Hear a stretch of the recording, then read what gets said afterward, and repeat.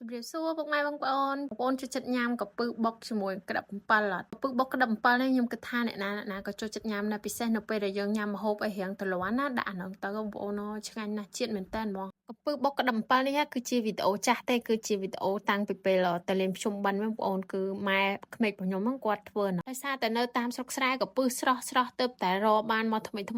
មួយនឹងក្តាប់អំពិលធម្មជាតិទៀតជាតិខ្លាំងបងប្អូនបន្លែក៏ធម្មជាតិដែរឥឡូវទៅមើលគ្រឿងផ្សំនិងវិធីធ្វើទាំងអស់គ្នាប្រើកំពឹសចំនួន3ខាំកំពឹសស្រស់លោតថ្មីតែម្ដងបងប្អូនជាមួយនឹងក្តាប់អំពិលស្រស់ហ្នឹងប្រហែលជាជិត3ខាំក្បែរ3ខាំហ្នឹងឯងខ្ញី1ខាំនិង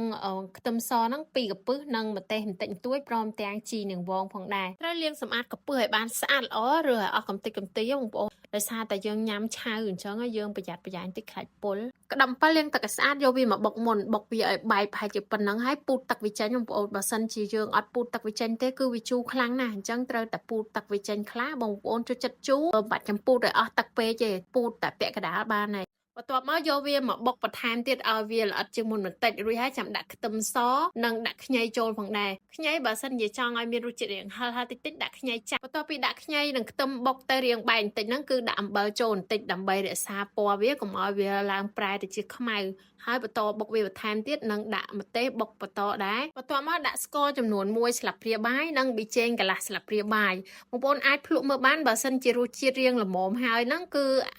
ដាក់តែប៉ុណ្្នឹងបានហើយតែបើស្ទើរប្រៃអីហ្នឹងអាចដាក់បន្ថែមអំបិលតិចទៀតមកបន្ទាប់មកហ្នឹងយើងដាក់កំពឹសចូលបុកគ្រាន់តែរៀងបបែកបានបងប្អូននឹងភ្លក់មើលថារសជាតិប្រៃផ្អែមមិនល្មមហើយឬនៅបើល្មមហើយយើងបន្ថែមជីនិងវងគឺយើងគ្រាន់តែជ្រុំវាបបែកទេដើម្បីឲ្យវាចូលជាតិសព្វគ្នាល្អតែប៉ុណ្្នឹងគឺរួចរាល់ហើយអាចលើកចេញបានបងប្អូនគឺគ្រាន់តែបញ្ចូលសលេងនឹងខ្ញុំលេបទឹកមាត់ឆ្លក់ទឹកមាត់នឹងប្រហែលដងហើយទេបងប្អូនជួយចុច Subscribe YouTube Channel របស់ខ្ញុំផងអរគុណ